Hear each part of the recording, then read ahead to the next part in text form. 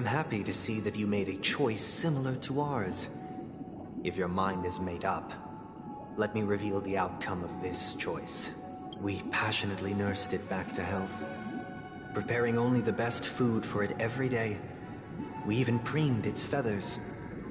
Later, on the day that Robin left Penacony, we opened the cage door and let it fly back into the sky.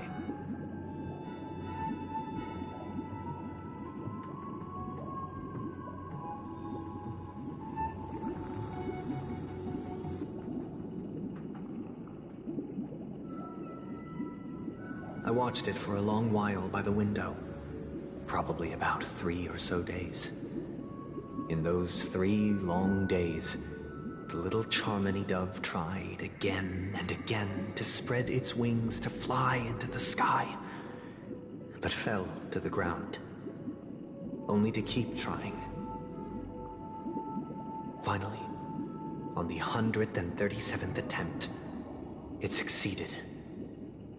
But its attempt did not go perfectly. After flying unsteadily for a while, it fell to the ground, unable to grasp the direction of the air currents. The fall shattered its wings. It writhed helplessly in my embrace. But it was all for naught, finally succumbing to a painful demise.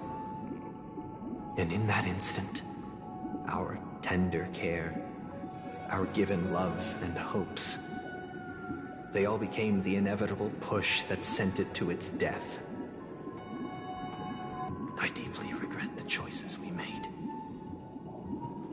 Next, let us head to the second decision. This time, it's the story of a dream chaser. This story happened when I was appointed as Bronze Melodia, a position exclusive to the Oak family, charged with listening to the problems and vexations of dreamscape residents, and providing them with the relevant guidance. It was during that period that I had the opportunity to hear voices from all corners of the dreamscape. Joy, sorrow, arrogance, regret. The complex tapestry of human nature that formed the world. And I was fortunate to catch a glimpse of it. He was a dream chaser, and an illegal stowaway. Just like the rest of them, he came to Penacony in search of a better life, except that, to most people, the price he paid, I suppose you could say it was everything. He told me I sold everything I could at home. The house, the land, even his 2 children. He said he could not afford to raise them, and that at least they could eat if they lived as slaves. He had a plan in place. He would buy back his children once he had made his fortune, and enjoy Penacony's beautiful dream with them. Alas, his plan to smuggle himself was somewhat clumsy, and he was sniffed out by those pig-headed hounds. After hearing the Dream Chaser's story, I immediately appealed to the Bloodhound family to cease their pursuit. That way, at least he could live peacefully. But I was still too naive to the ways of the world.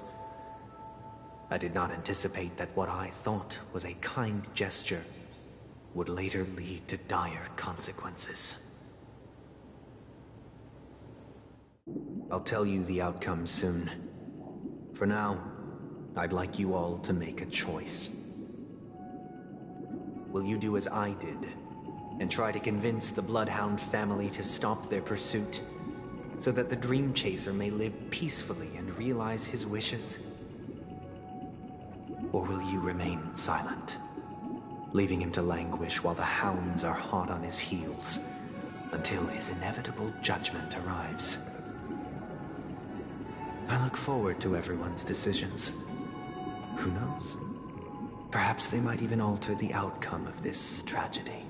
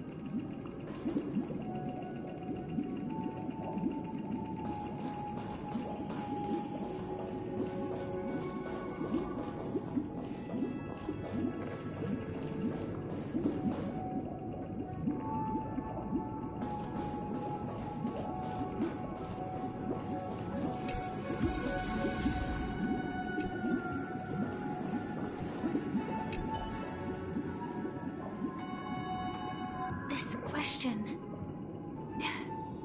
Surely it has some connection to the baby bird story. And this connection is precisely the breakthrough Sunday aims to use to persuade us.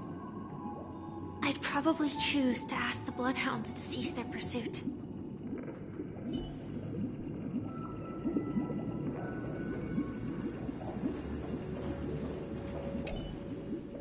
A dream chaser story. If I acted out of kindness, I would probably ask the Bloodhounds to stop their pursuit and lend him a hand. But what cruel repercussion would this choice result in? I think Sunday must have been deeply impressed by the limitations of the strong defending the weak through this incident.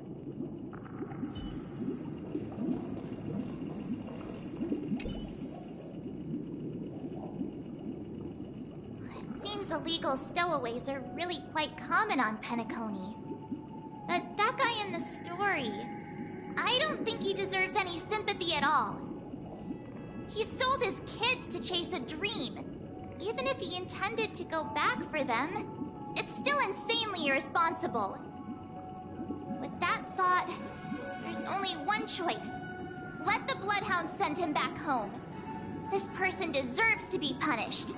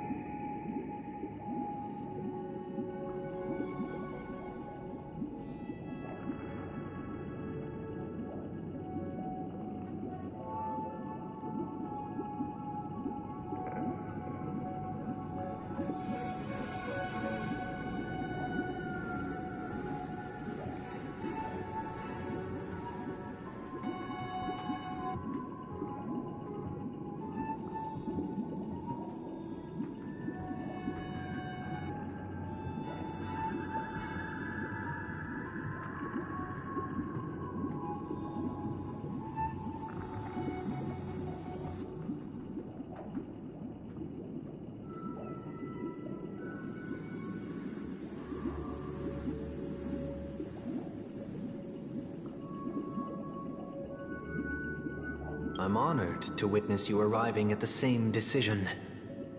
Out of respect, I'll share with you the dire consequences that my choice back then brought about. First, the outcome. He attained major success. After avoiding capture, he ran a business for a few years, very quickly making a name for himself, elevating his status. He might not have become a tycoon like old Audie, but he was considered a character of excellent repute. Now then, did he realize the wish he set out to achieve? No. The last time I saw him was in the real world, where the Hounds were going to permanently exile him, and I was the accompanying Bronze Melodia. The mission was simple. Listen to the criminal's repentance. He told me the reason he was in this predicament was because he conspired to usurp the head of the Alfalfa family. When I asked him about his 2 children, he instead responded with a question. What children?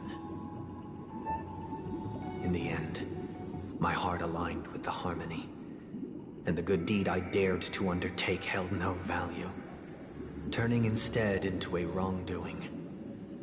It created a lamentable oppressor and countless oppressed individuals. As to your choice, I once again offer my heartfelt apologies. Next comes the third and final decision. And the story this time is my own. This story happened the day I was appointed the Oak family head. At that time, Mr. Gopherwood was the current Dream Master, and as per his wish, we had a private conversation. What surprised me was that the Dream Master had only come to deliver a letter to me. He let me read its contents, and it was a letter from my sister. The letter contained the usual pleasantries, anecdotes from her travels, nothing out of the ordinary. Just as I started wondering how this letter related to our discussion, the Dream Master began to speak. Do you know who wrote this letter? My sister, of course. But why would you personally visit me to hand me a letter from my sister containing mere trivialities? To help you grasp the full scope of this issue. Do you know where Robin is at this moment? From what the letter indicates, she must be in Caspelina 8, correct? She's touring there right now. Correct. Has she mentioned anything about a stray bullet? A stray bullet? What? A war has broken out on that planet. It is because of this very reason that Robin chose this destination. To spread the word of the Harmony. And to save the lives of that planet. She personally made for the front lines. She hoped to ease the people's suffering with song, and was willing to brave mortal danger to deliver the IPC's medical supplies. Unfortunately, stray bullets show no such compassion. Is she all right? If the operation was successful, she should probably be recovering in the field hospital. By the eon above, the bullet struck her neck directly, yet possibly as a reward for her consistent deeds of harmony. It didn't hit any vital arteries. Once you've attended to your outstanding tasks, it'd be advisable to write her back as soon as possible. Those damned savages! I'll pack my bags right away. My gratitude for bringing this to my attention, Mr. Gopherwood. Now you understand why she always wears such elaborate neck ornaments, don't you?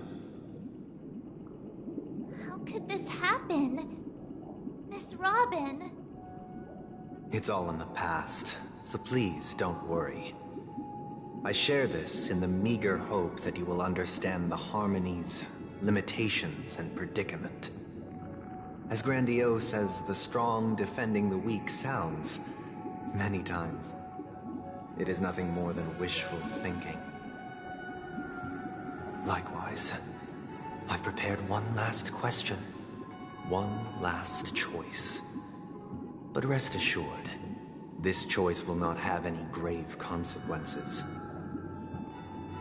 Because this is merely a figment of imagination, a nightmare that has haunted me through countless nights. If you ever had the opportunity to make a choice like I did, would you still support Robin's journey on the path of harmony?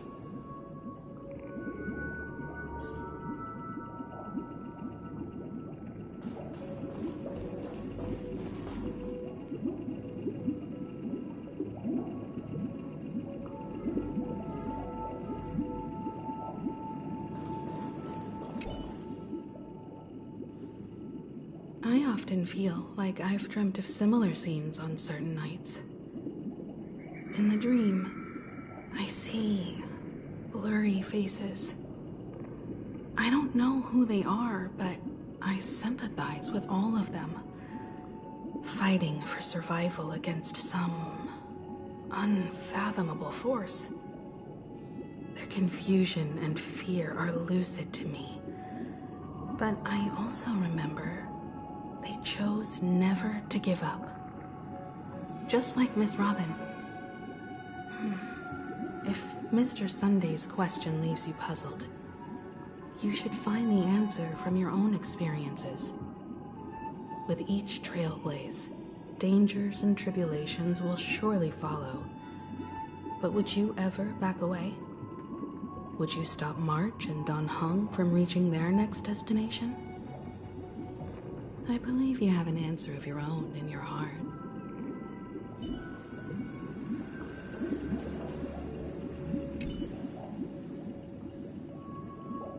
Miss Robin's courage is admirable. And here I was thinking she was just another superstar celebrity. But the fact that she is also Mr. Sunday's younger sister? No, I doubt he'd wish harm on his own flesh and blood, no matter how grand the ambition.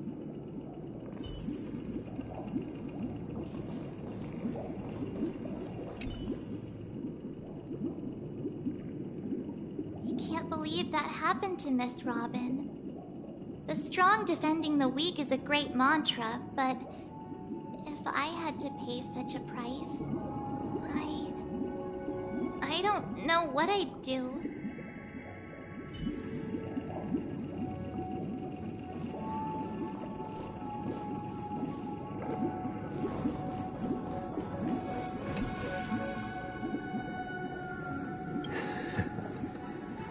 I see.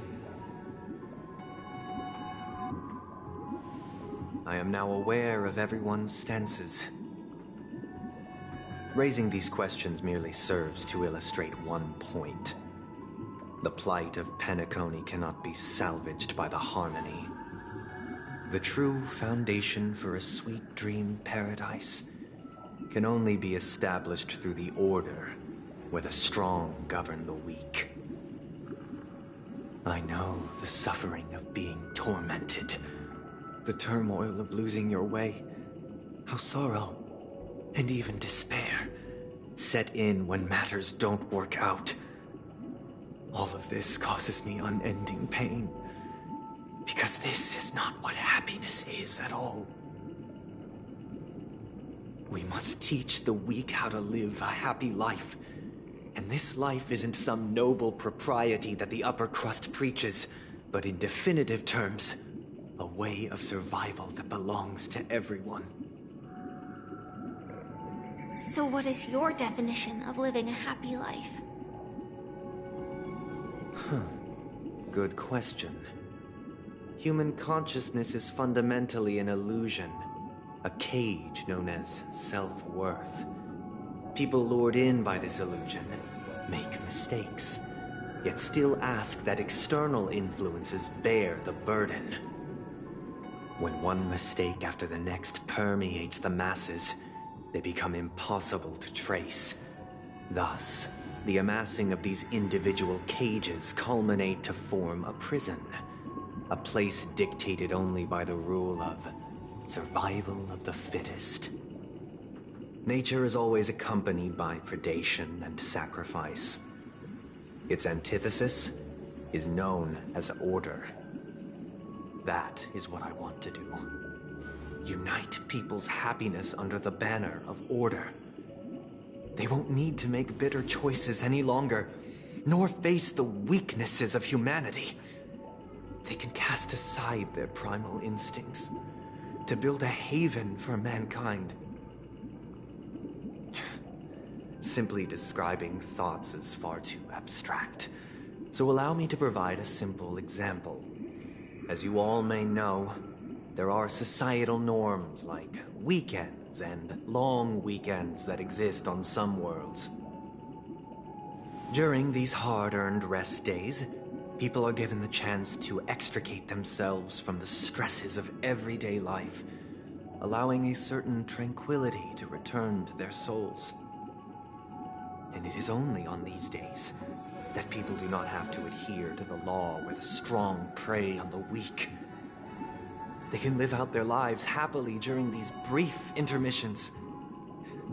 It's just a pity that 2 or 3 days are still too fleeting compared to the span of a lifetime.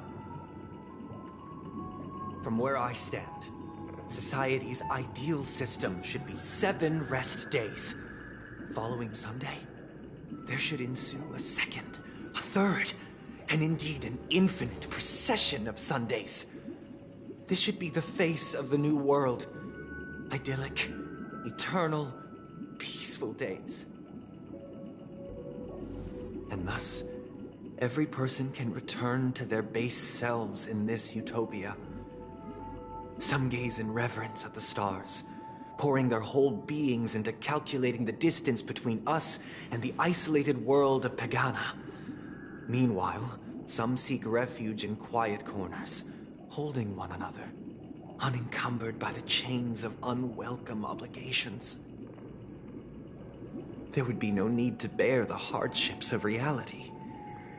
Only in this way can humanity face the inevitable end with the purest of spirit, living a life of dignity. This is what it is to live in bliss.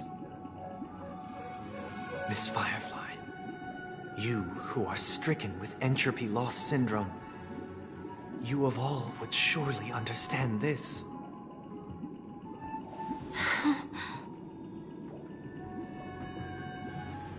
It sounds like a flawless theory.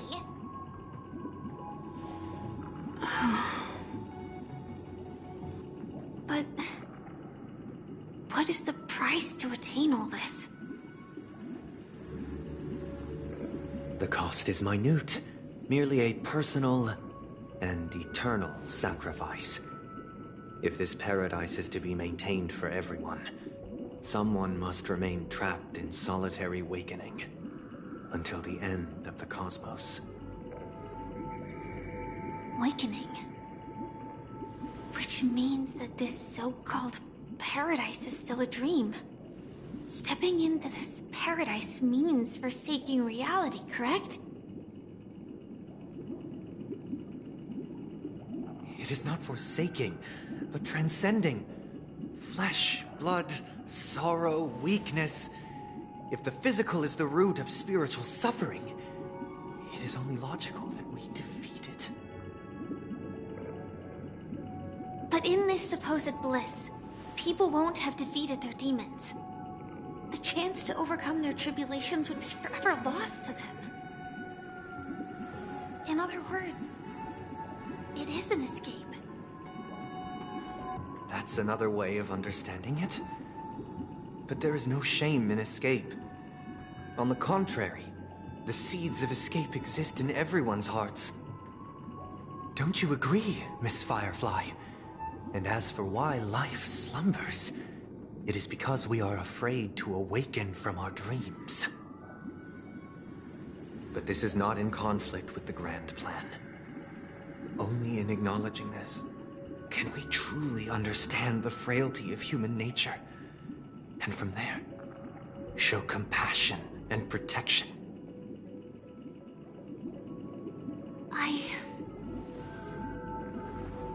I admit that you are a born leader. Your perspective on humanity brims with pessimism. Yet you express compassion for all, even when your heart pities them. But unlike you, I live for the self. From my perspective, individuals making choices for themselves is their birthright. The want to escape may be innate in the weak. But whether they are weak or not, it is not up to another to decide. Perhaps in your mind, you also view me as weak?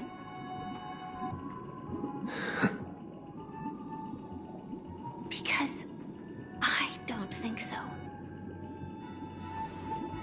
Since Miss Firefly has said her piece, the Astral Express will also naturally give you our answer. We'll leave it to you, just as Mr. McHale instructed before. Tell him our choice.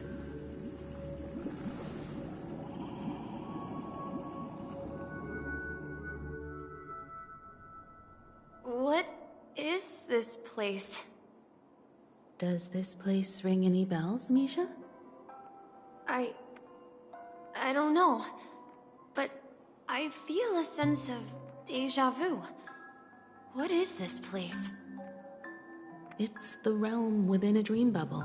This was left to the Astral Express by a nameless, but weirdly, when we entered it, it was completely empty. Dr. Edward from the Dreamscape sales store told me that dreams are formed from memories, and a dream bubble can't take shape if its core is empty. So I thought you might be able to help us in unraveling this mystery, Misha. As a hotel doorman, you know Penacony best among us. I don't know much about dream bubbles, but if you want to figure out what this mansion is, I'll do my best. I'm counting on you then. Himeko, I still don't get it. Why were you so sure that Misha had a connection with this dream bubble? I wasn't sure. It was just a hunch.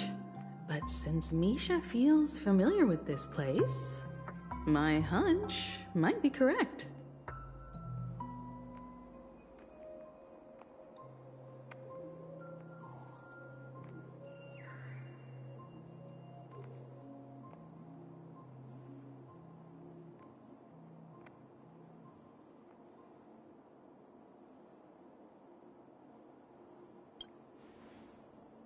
Exactly. This is where you and Firefly encountered death, which we now know as dormancy. Considering its connection to Dreamflux Reef, it's not surprising it appeared here. The question now is, who brought you here? Based on the clues we have so far, it's unlikely to be that masked fool. So identifying them is crucial to us. We're drawing closer to the truth once more. Let's give Misha some time, as I believe he'll unveil the secret of this dream bubble. Alright, but there are doors all over the place. Which one should we choose? Do you have any idea, Misha? I guess... maybe this way?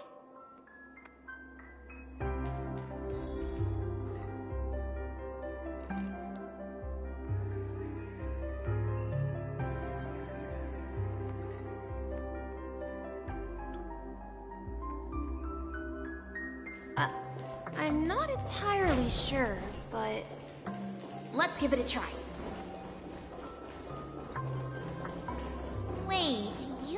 manage to choose the right door on your first try? Weird. This place is quite different from the hotel.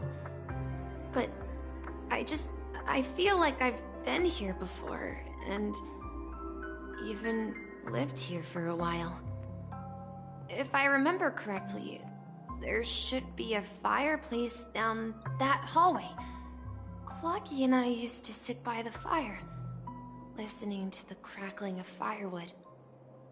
And the room on the other side was the toy room. I loved spreading out all the toys from the box on the floor and making up stories for each of them. Hold on. This doesn't make sense. Didn't I grow up in Dreamflux Reef? So, what is this place? This could be a case of amnesia. Don't worry, Misha. It's common for everyone to forget certain aspects of the past. Those memories haven't vanished. They're just lying in the depths of your mind. We can surely get them back. Since this place seems familiar to you, why don't we explore a few more rooms and see if you can recall anything more? Yeah, then let's check out the rooms I just mentioned.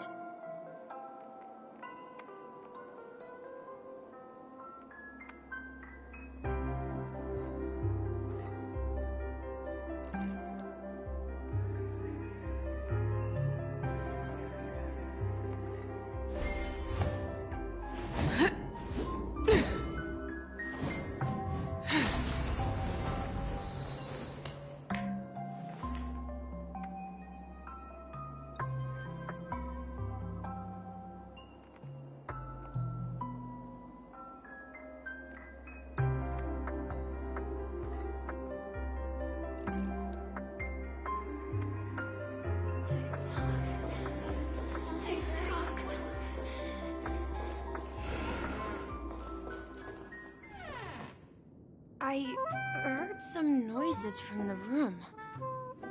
Origami Bird? That's a friend of mine. You and Origami Bird are friends?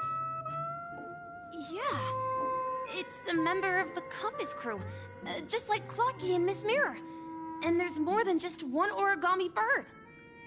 They are a big family with lots of brothers and sisters who look the same. They follow Miss Mirror's orders and handle all sorts of jobs on the ship. They're the best sailors. Sailors? Can origami birds be sailors? Could you tell us more about the compass, Misha? The Compass is a ship bound for the New World. Clocky and his partners travel through layers of fog to the depths of the sea. Whenever there is danger, Clocky will use a compass and guide the ship in the right direction. That's a great story. But in the Penacony cartoon, Clocky and his partners have always lived in Dreamville and never ventured out, right? Huh? Oh, that does seem to be the case. Weird. I clearly remember Clocky arrived in the New World in the end. Perhaps Clocky has a hidden past. So, where has Clocky gone? Did he leave to protect Dreamville?